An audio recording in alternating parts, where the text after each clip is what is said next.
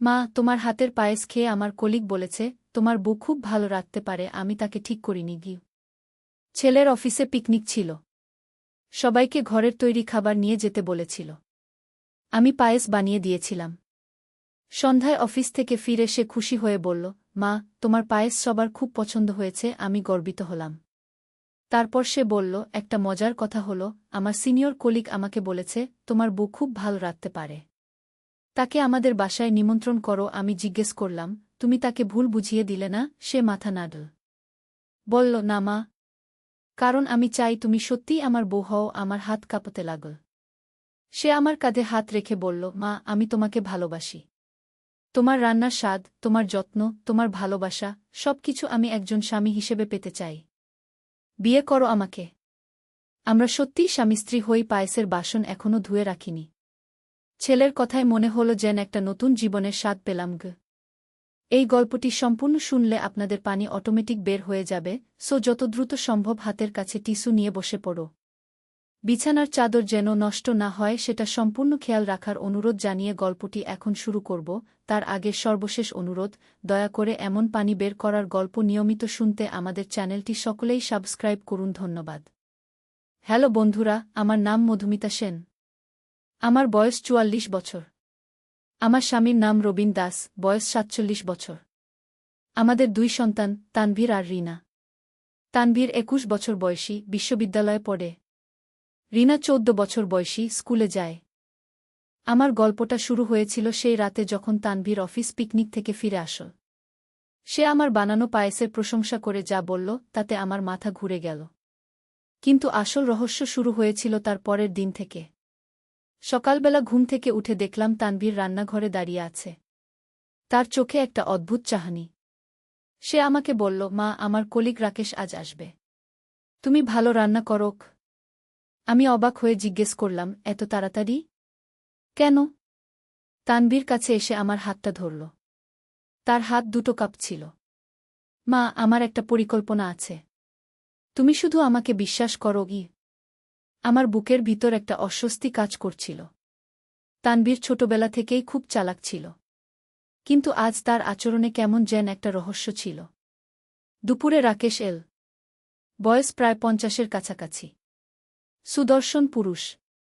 তানভীর আমাকে পরিচয় করিয়ে দিল, এই আমার মা মধুমিতা। আর মা, এই রাকেশ দা, আমার সিনিয়র কলিগ।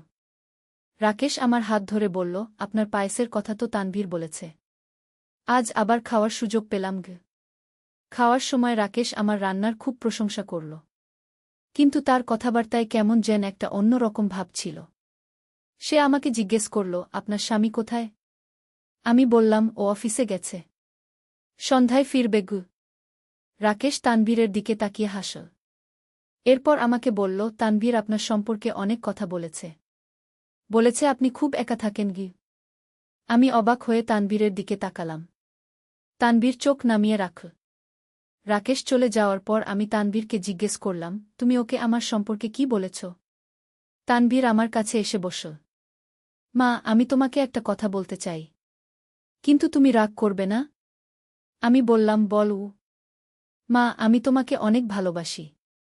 তোমার যত্ন, তোমার রান্না, তোমার সব কিছু আমার খুব প্রিয়। আমি চাই তুমি শুধু আমার হও। আমার গলা শুকিয়ে গেল। তানভীর, তুমি কি বলছ? মা, আমি জানি এটা অদ্ভুত শোনাচ্ছে। কিন্তু আমি তোমাকে একজন স্ত্রী হিসেবে ভালোবাসি। বাবার সাথে তোমার যেমন সম্পর্ক, আমি চাই আমার সাথেও তেমন সম্পর্ক হোক। আমার পুরো শরীর কাঁপতে শুরু করল। তানভীর, তুমি কি বলছ? আমি তোমার মা। তানভীর আমার হাত দুটো ধরল। মা, আমি জানি এটা ভুল। কিন্তু আমি তোমাকে ছাড়া থাকতে পারি না। রাকেশ দা আমাকে একটা পরামর্শ দিয়েছে গি। কি পরামর্শ? সে বলেছে, যদি তুমি আমার প্রেমে পড়ো, তাহলে আমরা বাবাকে ছেড়ে অন্য কোথাও চলে যেতে পারি। নতুন জীবন শুরু করতে পারি।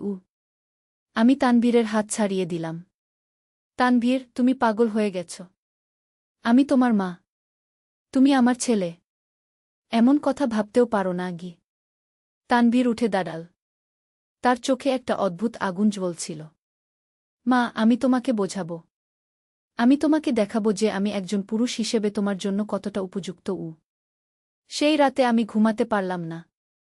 তানভীরের কথাগুলো বারবার আমার কানে বাজছিল। আমার মনে হচ্ছিল যেন আমার নিজের ছেলে একজন অপরিচিত মানুষ হয়ে গেছে। পরের দিন সকালে রবিন অফিসে যাওয়ার পর তানভীর আমার রুমে এল। সে একটা লাল গোলাপ নিয়ে এসেছিল। মা, এটা তোমার জন্য। আমি ফুলটা নিলাম না। তানভীর, তুমি এসব বন্ধ করো। আমি তোমার মা। তুমি আমার ছেলে। এর চেয়ে পবিত্র সম্পর্ক আর কিছু হতে পারে না। তানভীর আমার পাশে বসল। মা, তুমি কি কখনো অনুভব করো না যে বাবা তোমার যথেষ্ট যত্ন নেয় না? তুমি সারাদিন রান্নাবান্না করো, ঘর পরিষ্কার করো, আমাদের সবার সেবা করো। কিন্তু বাবা কি করে? অফিস থেকে এসে টিভি দেখে আর ঘুমিয়ে পড়ে। তানভীরের কথাগুলো সত্য ছিল। রবিন সত্যিই আমার প্রতি খুব একটা মনোযোগী নয়। কিন্তু তারপরও। তানভীর, এটা কোনো কারণ নয়। তুমি আমার ছেলে। এই সম্পর্ক কখনো বদলানো যায় না। তানভীর আমার গালে হাত রাখল। মা, আমি তোমাকে সেই ভালোবাসা দিতে পারি যার তুমি প্রাপ্য। আমি তোমাকে একজন রানীর মতো রাখব। আমি তানভীরের হাত সরিয়ে দিলাম। তানভীর, তুমি ভুল পথে যাচ্ছ। তোমার মানসিক চিকিৎসা প্রয়োজন। তানভীর হেসে উঠল। মা, এটা কোনো অসুখ নয়। এটা ভালোবাসা। তুমি যদি আমাকে একটা সুযোগ দাও তাহলে বুঝবে আমি কতটা তোমাকে ভালোবাসি। আমি রুম থেকে বেরিয়ে এলাম। কিন্তু তানভীর আমার পিছু নিল। মা, তুমি আমাকে এড়িয়ে যেতে পারবে না। আমি তোমার ছেলে। আমি এই ঘরেই থাকি। সেই দিনটা আমার কাছে নরকের মতো মনে হল। তানভীর বারবার আমার কাছে আসছিল। কখনো আমার হাত ধরার চেষ্টা করছিল, কখনো আমার পিঠে হাত রাখছিল। আমি যতই তাকে বারণ করছিলাম সে ততই জেদ ধরছিল। সন্ধ্যায় রবিন ফিরে এল। আমি ভাবলাম রবিনকে সব কিছু বলবো। কিন্তু কিভাবে বলবো? কি বলবো? আমার নিজের ছেলে আমাকে। রাতের খাওয়ার সময় তানভীর স্বাভাবিক আচরণ করল। রবিনের সামনে সে আগের মতোই ছিল। কিন্তু যখনই রবিন অন্যদিকে তাকাত, তানভীর আমার দিকে এমনভাবে তাকাত যেন আমি তার প্রেমিকা। খাওয়া শেষ হলে রবিন টিভি দেখতে বসল। তানভীর আমাকে সাহায্য করার নাম করে রান্নাঘরে এল। মা, আমি তোমাকে আরও একবার বলছি। আমি তোমাকে ভালোবাসি। তুমি যদি আমাকে ভালোবাসো তাহলে আমরা একসাথে সুখী হতে পারি। আমি বাসন ধোয়া বন্ধ করে তানভীরের দিকে ফিরলাম। তানভীর, আমি শেষবারের মতো বলছি। তুমি এই পাগলামি বন্ধ করো। নয়তো আমি তোমার বাবাকে সব কিছু বলে দেব। তানভীর হেসে ফেল। মা, তুমি বাবাকে বলবে? বলবে যে তোমার ছেলে তোমাকে ভালোবাসে? বলবে যে সে তোমাকে বিয়ে করতে চায়? বাবা কি ভাববে তোমার সম্পর্কে? সে কি মনে করবে না যে তুমি? তাছাড়া, তানভীর চালিয়ে গেল, আমি কিন্তু কোনো জোর জবরদস্তি করছি না। আমি শুধু আমার ভালোবাসার কথা বলছি। তুমি যদি আমাকে ভালোবাসো তাহলে সেটা তোমার ইচ্ছা। তুমি যদি না ভালোবাসো তাহলেও আমি কিছু করব না। কিন্তু আমি আমার ভালোবাসার কথা বলা বন্ধ করব না। আমি বুঝলাম তানভীর খুব চালাকি করেছে। সে এমনভাবে পরিস্থিতি তৈরি করেছে যাতে আমি কারো কাছে অভিযোগ করতে না পারি। পরের কয়েকদিন তানভীর আমার সাথে আরও নিবিড় আচরণ শুরু করল। সকালে উঠে সে আমাকে গুড মর্নিং বিউটিফুল বলত। রান্নার সময় আমার পিছনে দাঁড়িয়ে থাকত। কখনো কখনো আমার কাঁধে হাত রাখত। আমি যতই বিরক্ত হতাম তানভীর ততই বেশি করে আমার কাছে আসার চেষ্টা করত। একদিন রিনা স্কুল থেকে ফিরে বলল, মা, তানভীর দাদা তোমার সাথে কেমন যেন অদ্ভুত আচরণ করছে। আমার বন্ধুরাও লক্ষ্য করেছে। আমার হৃদয় দপদপ করে উঠল। কী রকম অদ্ভুত আচরণ? তানভীর দাদা তোমাকে এমনভাবে দেখে যেমনটা বাবা দেখে।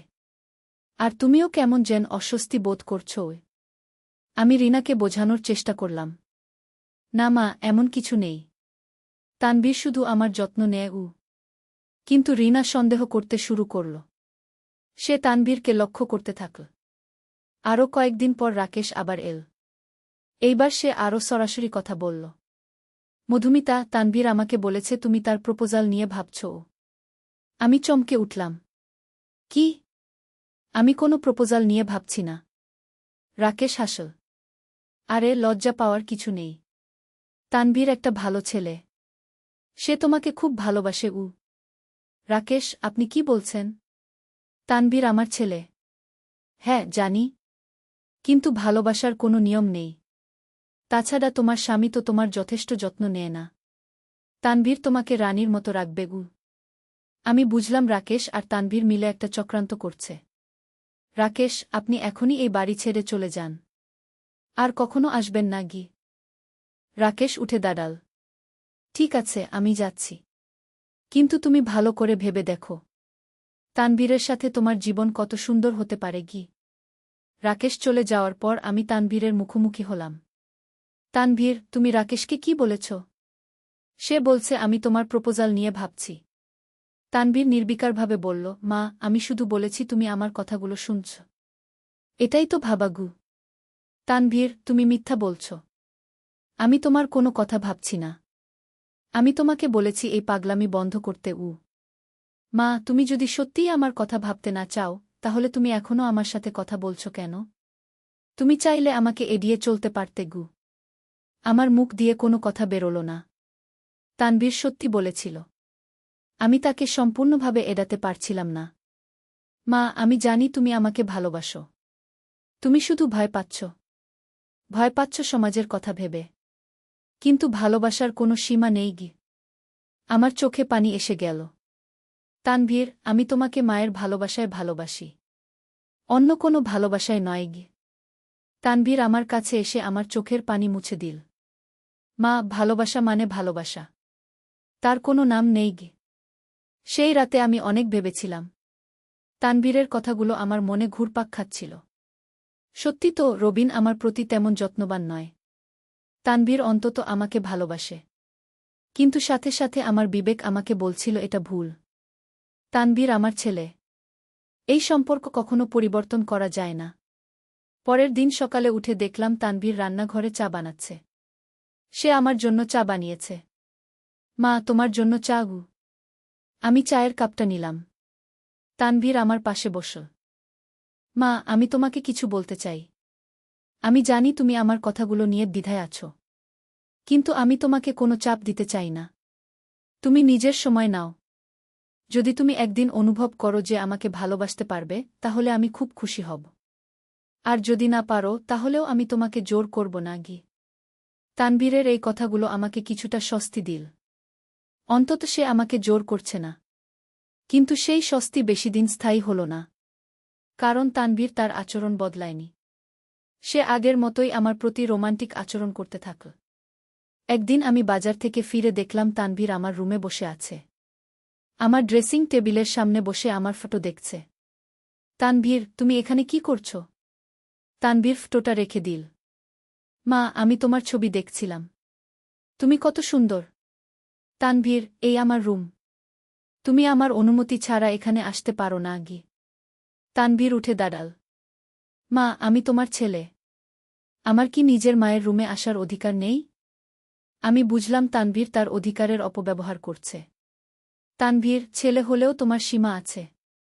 তুমি আমার ব্যক্তিগত জিনিসপত্র ঘাটাতে পারো না গি। তানভীর আমার কাছে এগিয়ে এল। মা, আমি তোমার কিছু নষ্ট করিনি। আমি শুধু তোমার ছবি দেখছিলাম গু। কেন দেখছিলে? কারণ আমি তোমাকে ভালোবাসি। তোমার ছবি দেখে আমার মন ভালো হয় গে। আমি তানভীরকে রুম থেকে বের করে দিলাম। কিন্তু আমার মনে হচ্ছিল তানভীর আরও কিছু করেছে যা আমি জানি না। সেই রাতে রবিন যখন ঘুমিয়ে পড়ল, আমি নিজের জিনিসপত্র চেক করলাম। দেখলাম আমার কয়েকটা অন্তর্বাস নেই। আমার মনে সন্দেহ হলো তানভীর সেগুলো নিয়েছে। পরের দিন সকালে আমি তানভীরের রুমে গেলাম। সে কলেজে গেছে। আমি তার আলমারি খুলে দেখলাম। সেখানে আমার হারানো অন্তর্বাসগুলো পেলাম। আমার গা গুলিয়ে উঠল। তানভীর আমার ব্যক্তিগত জিনিস চুরি করেছে। কিন্তু কেন? তানভীর কলেজ থেকে ফিরলে আমি তাকে জিজ্ঞেস করলাম, তানভীর, আমার অন্তর্বাসগুলো তোমার রুমে কেন? তানভীর একটুও লজ্জা পেল না। মা, আমি তোমার কাছাকাছি থাকতে চাই। তোমার জিনিসগুলো আমার কাছে রাখলে মনে হয় তুমি আমার পাশে আছো গু। তানভীর, এটা খুবই ভুল। তুমি আমার ব্যক্তিগত জিনিস নিতে পারো না গি। মা, আমি তোমার ছেলে। তোমার সব কিছু আমারও। না তানভীর, এভাবে নয়। তুমি এখনই আমার জিনিসগুলো ফেরত দাও। তানভীর জিনিসগুলো ফেরত দিল। কিন্তু তার চোখে কোনো অনুশোচনা দেখলাম না। আরও কয়েকদিন পর একটা ভয়ঙ্কর ঘটনা ঘটল। একদিন রাতে আমি ঘুমিয়েছিলাম। হঠাৎ মনে হলো কেউ আমার পাশে শুয়ে আছে। আমি চোখ খুলে দেখলাম তানভীর আমার বিছানায় শুয়ে আছে। আমি চমকে উঠে বসলাম। তানভীর, তুমি এখানে কি করছ? তানভীর ঘুমের ভান করল। মা, আমার ঘুম আসছিল না, তাই তোমার পাশে এলাম। তানভীর, তুমি এখনই তোমার রুমে চলে যাও, এভাবে আমার বিছানায় আসতে পারো না। তানভীর উঠে বসল। মা, আমি তোমার ছেলে। ছোটবেলায় আমি তোমার সাথে ঘুমাতাম। তখন তুমি ছোট ছিলে, এখন তুমি বড় হয়েছ। তানভীর আমার দিকে তাকাল। চাঁদের আলো তার মুখ দেখা যাচ্ছিল। তার চোখে একটা অদ্ভুত চাহনি ছিল। মা, আমি বড় হয়েছি বলেই তো তোমাকে ভালোবাসি। আমি চাই তোমার সাথে সারা জীবন ঘুমাতে। আমার পুরো শরীর কেঁপে উঠল। তানভীর, তুমি এখনই চলে যাও, নয়তো আমি চিৎকার করে তোমার বাবাকে ডাকব। তানভীর হেসে উঠল। মা, তুমি বাবাকে ডাকলে কি বলবে? বলবে যে তোমার ছেলে তোমার সাথে ঘুমাতে এসেছে। বাবা কি ভাববে? আমি বুঝলাম তানভীর আবারও আমাকে কোণঠাসা করেছে। তানভীর আমার কাঁধে হাত রাখল। মা, আমি তোমার কোনো ক্ষতি করব না। আমি শুধু তোমার পাশে শুয়ে থাকতে চাই। না তানভীর, এটা হতে পারে না। তুমি এখনই যাও। তানভীর অনেক জোড়াজুড়ির পর চলে গেল। কিন্তু সেই রাতে আমি আর ঘুমাতে পারলাম না। পরের দিন থেকে আমি রাতে দরজায় তালা দিয়ে ঘুমাতে শুরু করলাম। কিন্তু তানভীর অন্য উপায় বের করল। একদিন সকালে উঠে দেখলাম আমার গোসলের জায়গায় একটা ছোট ছিদ্র। মনে হচ্ছিল কেউ ইচ্ছাকৃতভাবে ছিদ্র করেছে। আমার সন্দেহ হল তানভীর আমাকে গোসল করার সময় দেখার জন্য এই ছিদ্র করেছে। আমি ছিদ্রটা বন্ধ করে দিলাম। কিন্তু কয়েকদিন পর আবার নতুন ছিদ্র দেখলাম। আমি তানভীরকে জিজ্ঞেস করলাম, তানভীর, বাথরুমে এই ছিদ্রগুলো কে করেছে? তানভীর নির্দোষের মতো বলল, মা, আমি কিছু জানি না। হয়তো দেওয়াল পুরানো হয়ে ছিদ্র হয়েছে। কিন্তু আমি জানতাম তানভীরই এই কাজ করেছে। আমার জীবন দুর্বিষহ হয়ে উঠেছিল। তানভীর আমাকে এক মুহূর্ত শান্তিতে থাকতে দিচ্ছিল না। সে সব সময় আমার আশেপাশে ঘুরঘুর করত। আমার প্রতিটি কাজে হস্তক্ষেপ করত। একদিন আমি রিনাকে বললাম, রিনা, তুমি তানভীর দাদার আচরণে কিছু অদ্ভুত লক্ষ্য করছ? রিনা চিন্তিত মুখে বলল, হ্যাঁ মা, তানভীর দাদা তোমার সাথে অদ্ভুত আচরণ করছে। সে তোমাকে এমনভাবে দেখে যেমনটা একজন পুরুষ একজন মহিলাকে দেখে। আমার বুকটা ধক করে উঠল। রিনাও লক্ষ্য করেছে। মা, তানভীর দাদার কি কোনো মানসিক সমস্যা হয়েছে? আমি রিনাকে কি বলব বুঝতে পারলাম না। রিনা, তুমি এসব নিয়ে ভেবো না। তানভীর ভালো আছে। কিন্তু রিনা সন্তুষ্ট হল না। সে তানভীরকে আরও মনোযোগ দিয়ে দেখতে শুরু করল। একদিন রিনা আমার কাছে এসে বলল, মা, আমি তানভীর দাদাকে তোমার রুমের বাইরে দাঁড়িয়ে থাকতে দেখেছি। তুমি গোসল করার সময়।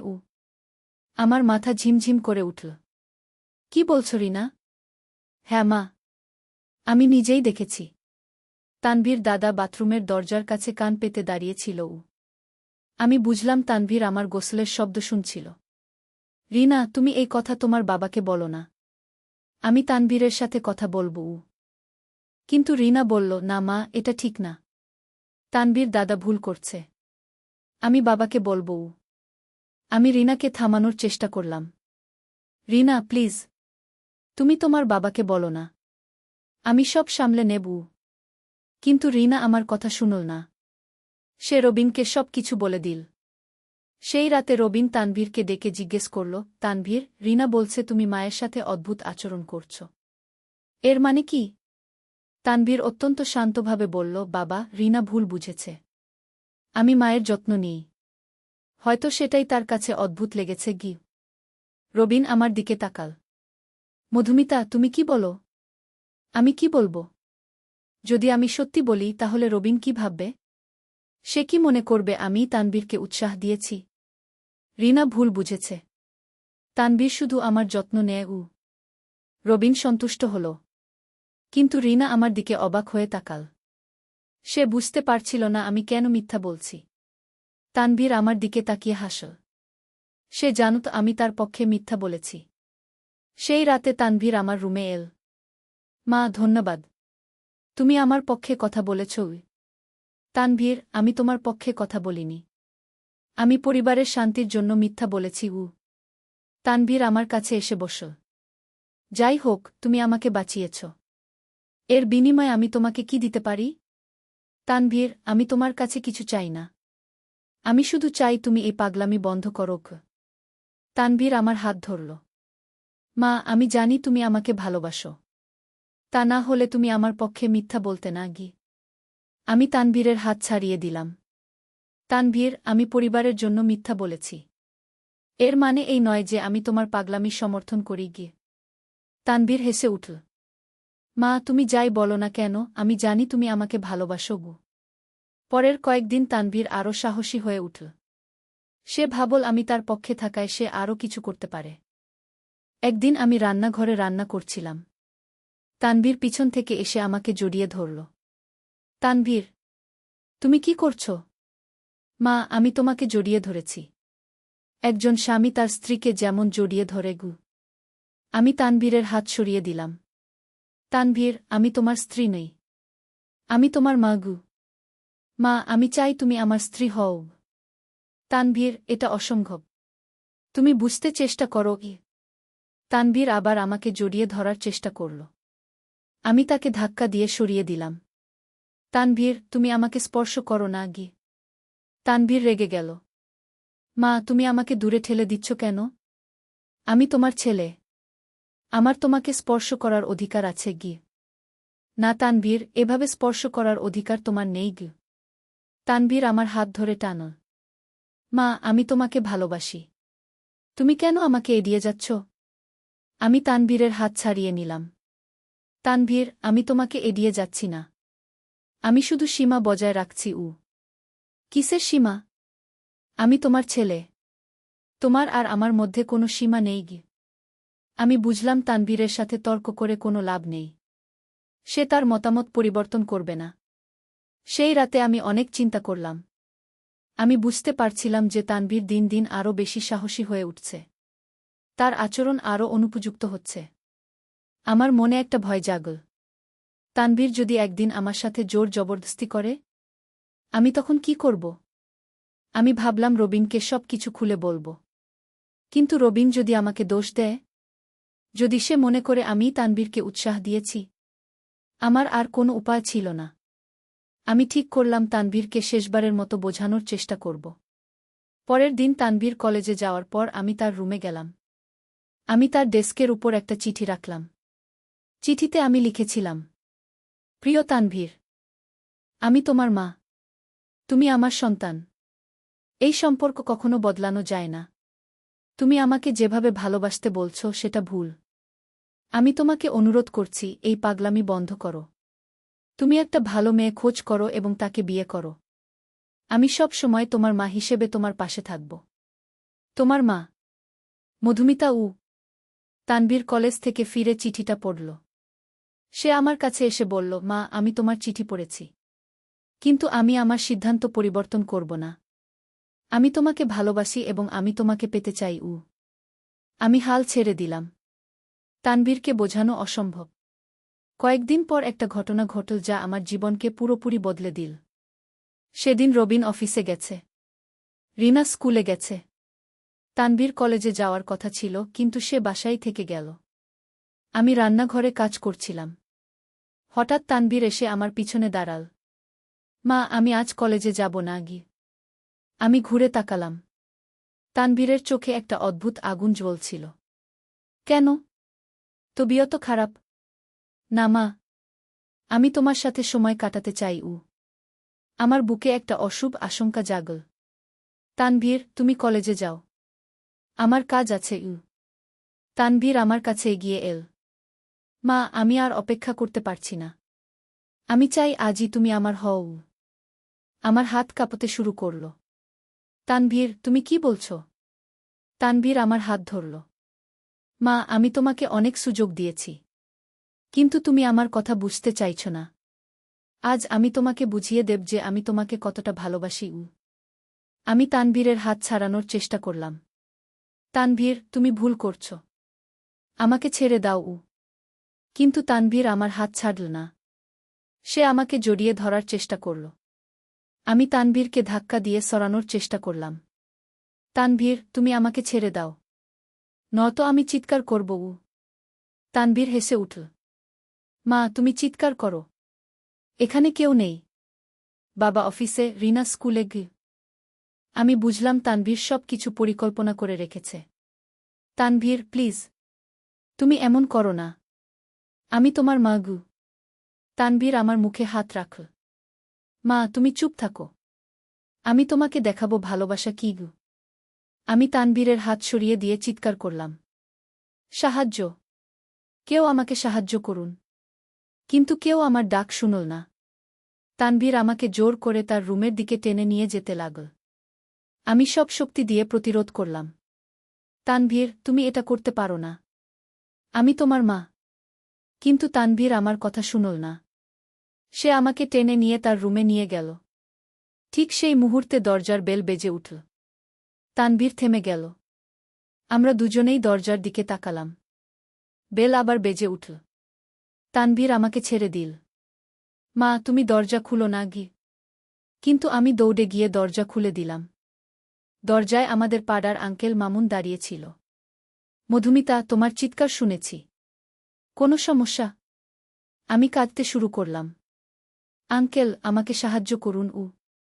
মামুন আঙ্কেল ভিতরে এসে তানভীরকে দেখল। তানভীরের চোখে মুখে তখনও রাগ। কি হয়েছে এখানে? আমি মামুন আঙ্কেলকে সব কিছু বললাম।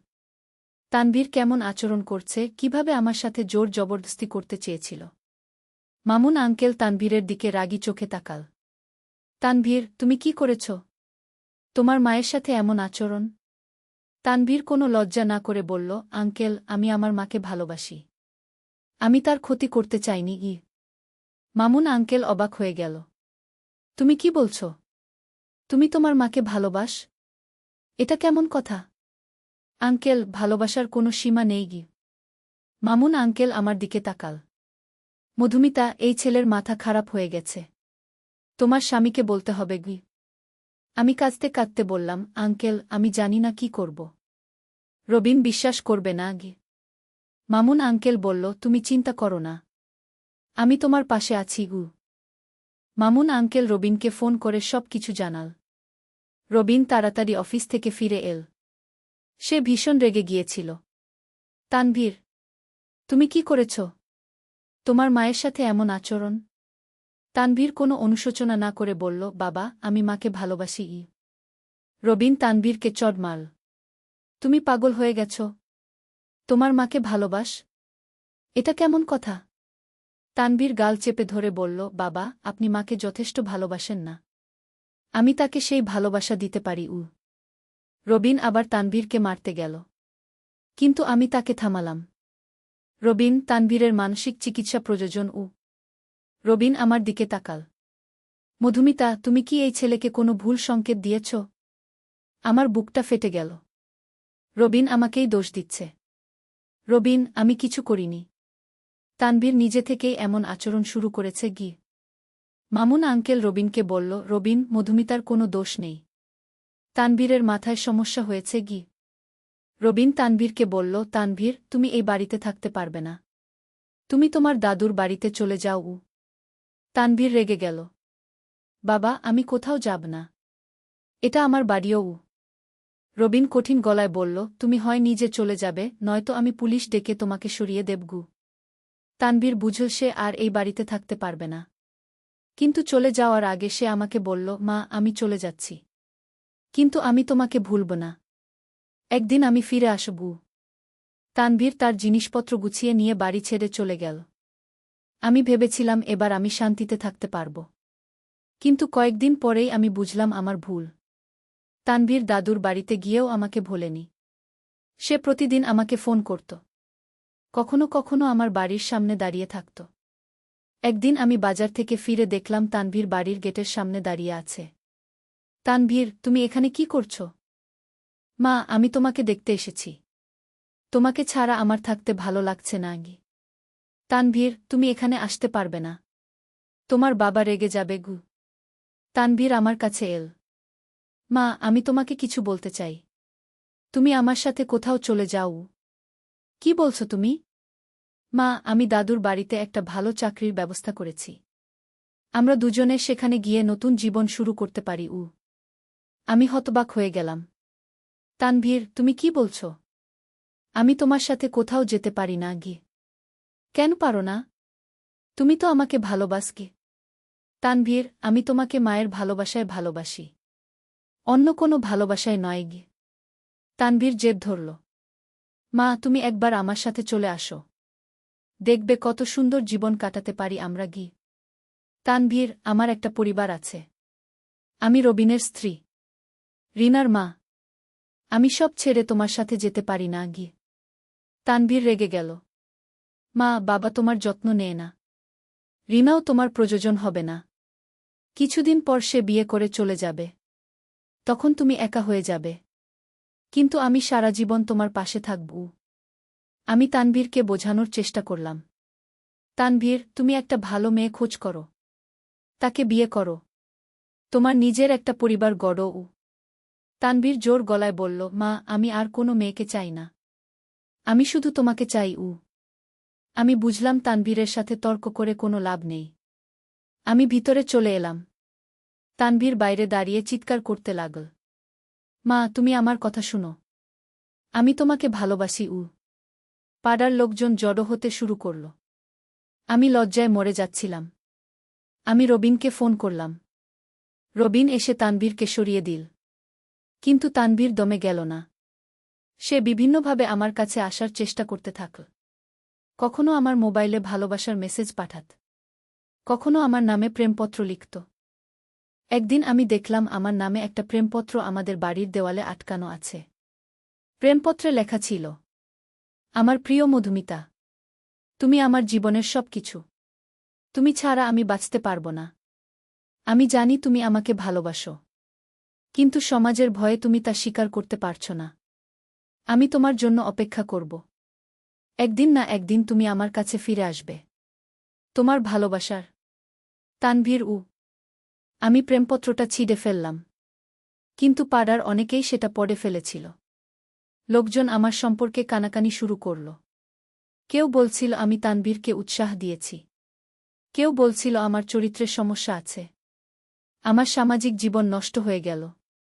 আমি বাইরে বেরোতে লজ্জা বোধ করতে শুরু করলাম। রবিনও আমার উপর সন্দেহ করতে শুরু করল। মধুমিতা, তুমি কি সত্যিই তানভীরকে কোনো ভুল সংকেত দিয়েছ? রবিন, আমি তোমাকে হাজারবার বলেছি, আমি কিছু করিনি গি। তাহলে ও এমন আচরণ করছে কেন? আমি জানি না, হয়তো তার মানসিক সমস্যা হয়েছে গি। রবিন আর আমার কথা বিশ্বাস করতে চাইল না। সে আমার প্রতি ঠান্ডা হয়ে গেল। রিনাও আমার আচরণে সন্দেহ করতে শুরু করল। সে আমাকে জিজ্ঞেস করল, মা, তানভীর দাদা এমন কেন করছে? তুমি কি তাকে কিছু বলেছ?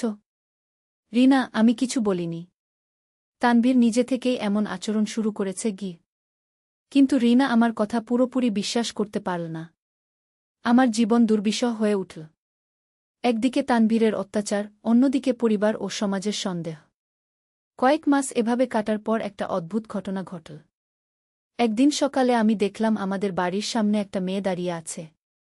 বয়স প্রায় 20-এর কাছাকাছি, খুব সুন্দরী। মেয়েটা আমাকে দেখে বলল, আপনি কি মধুমিতা আন্টি? হ্যাঁ, আমি মধুমিতা। তুমি কে? আমার নাম প্রিয়াঙ্কা। আমি তানভীরের গার্লফ্রেন্ড। আমি চমকে উঠলাম। তানভীরের গার্লফ্রেন্ড? হ্যাঁ, তানভীর আমাকে বিয়ে করার প্রপোজাল দিয়েছে গি। আমার মনে আসার আলো জ্বলে উঠল। সত্যি? তানভীর তোমাকে বিয়ে করতে চায়? হ্যাঁ, কিন্তু আমার একটা সমস্যা আছে গি। কি সমস্যা? প্রিয়াঙ্কা বলল, তানভীর আমাকে বলেছে সে তার মাকে খুব ভালোবাসে। সে বলেছে বিয়ের পর আমাকে তার মায়ের মতো হতে হবে। আমি বুঝতে পারছি না এর মানে কী গু। আমার হৃদয়ে একটা ধাক্কা লাগল। তানভীর প্রিয়াঙ্কাকেও ভুল বুঝিয়েছে। প্রিয়াঙ্কা, তানভীর তোমাকে কি বলেছে আমার সম্পর্কে? প্রিয়াঙ্কা বলল, সে বলেছে তার মা খুব সুন্দর এবং যত্নশীল। সে বলেছে আমি যদি তার মায়ের মতো হতে পারি, তাহলে সে আমাকে খুব ভালোবাসবে। আমি বুঝতে পারলাম তানভীর আসলে আমার মতো একটা মেয়ে খুঁজছে। সে প্রিয়াঙ্কার মধ্যে আমাকে খুঁজে পেতে চায়। প্রিয়াঙ্কা, তানভীর কি তোমার সাথে ভালো আচরণ করে? হ্যাঁ, সে আমার খুব যত্ন নেয়। কিন্তু মাঝে মাঝে আমার মনে হয় সে আমাকে কোনো একজনের প্রতিস্থাপন হিসেবে ভাবে গু। প্রিয়াঙ্কার কথা শুনে আমার বুঝতে বাকি রইল না যে তানভীর আমার প্রতিস্থাপন হিসেবে প্রিয়াঙ্কাকে খুঁজে বের করেছে। আমি প্রিয়াঙ্কাকে বললাম, প্রিয়াঙ্কা, তুমি তানভীরকে ভালোবাসো? হ্যাঁ আন্টি। আমি তাকে অনেক ভালোবাসি। কিন্তু আমার মনে হয় সে আমাকে পুরোপুরি ভালোবাসে না। সে কোনো একজনকে মিস করে। আমি প্রিয়াঙ্কাকে সত্যি বললাম। প্রিয়াঙ্কা, তানভীরের একটা মানসিক সমস্যা আছে। সে তার মাকে অর্থাৎ আমাকে ভুল পথে ভালোবাসত। আমরা তাকে বাড়ি থেকে বের করে দিয়েছি। প্রিয়াঙ্কা অবাক হয়ে গেল। মানে তানভীর আপনাকে? হ্যাঁ। সে আমাকে বিয়ে করতে চেয়েছিল। প্রিয়াঙ্কার মুখ ফ্যাকাশে হয়ে গেল। ও মাই গড! তাহলে সে আমাকে আপনার প্রতিস্থাপন হিসেবে ভাবছে? আমার তাই মনে হচ্ছে। প্রিয়াঙ্কা কাঁদতে শুরু করল। আন্টি, আমি তানভীরকে সত্যিই ভালোবাসি। কিন্তু সে যদি আমাকে অন্য কোনো কারণে ভালোবাসে, তাহলে এই সম্পর্কের কোনো মানে হয় না। আমি প্রিয়াঙ্কাকে সান্ত্বনা দিলাম।